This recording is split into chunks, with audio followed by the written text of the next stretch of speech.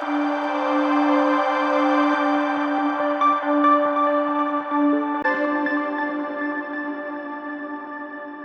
समय पहले की बात है।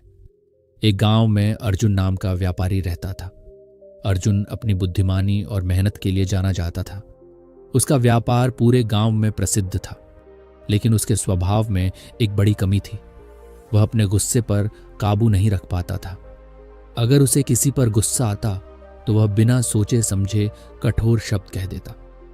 एक सुबह अर्जुन की दुकान पर एक बूढ़ा किसान आया।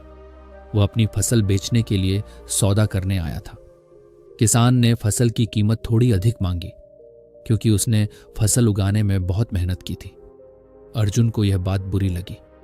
उसने आवेश में आकर किसान को अपमानजनक शब्द कह दिए और उसे वहां से चले जाने को कह दिया।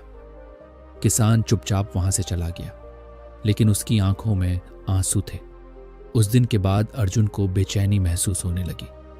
उसे एहसास हुआ कि उसने किसान को बिना वजह अपमानित किया। अर्जुन की बेचैनी इतनी बढ़ गई कि उसने गांव के एक संत के पास जाकर अपनी समस्या बताई। उसने कहा, मुझे अपने शब्दों पर पछतावा है, लेकिन मैं जानता हूं कि मैं किसान का अपमान कर चुका हूं। क्या कोई उपाय है जिससे मैं अपनी गलती सुधार सकूं? संत ने उसे मुस्कुराते हुए कहा, मैं तुम्हें एक काम देता हूं। एक थैला लो और उसमें गांव भर से जितने पंख इकट्ठे कर सको कर लो। फिर उन पंखों को पहाड़ के सबसे ऊंचे हिस्से पर जाकर बिखेर दो। उसके बाद मेरे पास लौट आओ। अर्जुन ने संत के कहे अनुसार गांव भर से पंख इकट्ठे किए। कुछ पंख उसे पक्षियों के घोंसलों से मिले, कुछ सड़क किनारे पड़े हुए और कुछ उसने खरीदे। वह थैले में पंख भरकर पहाड़ पर गया और उन्हें हवा में बिखेर दिया। इसके बाद वह संत के पास पहुंचा। संत ने पूछा, क्या तुमने पंख बिखेर दिए? अर्जुन ने सिर हिलाते हुए जवाब दिया, हाँ गुरुदेव। संत ने फिर कहा, अब वापस जाओ और उन सभी पंखों को इकट्ठा करके मेरे पास ले आओ। अर्जुन को यह सुनकर हैरानी हुई, लेकिन वह संत के कहे अनुसार पहाड़ पर वापस गया। उसने हर जगह पंख ढूंढने की कोशिश की, लेकिन उनमें से अधिकांश पंख हवा में उड़ चुके थे।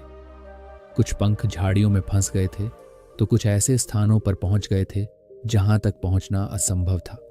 थक हार कर अर्जुन खाली हाथ संत के पास लौटा। उसने कहा, गुरुदेव, मैं सारे पंख वापस नहीं ला सका, वे हवा में बिखर गए हैं।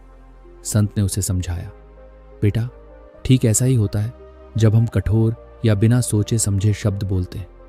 तुम्हारे शब्द भी इन पंखों की तरह होते हैं। एक बार बोल देने के बाद वे हर दिशा में फैल जाते हैं। चाह कर भी तुम उन्हें वापस नहीं ला सकते। इस बात ने अर्जुन की आंखें खोल दी। उसने संत से वादा किया कि वह अब से सोच समझकर बोलेगा और अपने गुस्से पर नियंत्रण रखने का प्रयास करेगा। ये कहानी हमें यह सिखाती है कि हमारे शब्दों की शक्ति बहुत बड़ी होती है।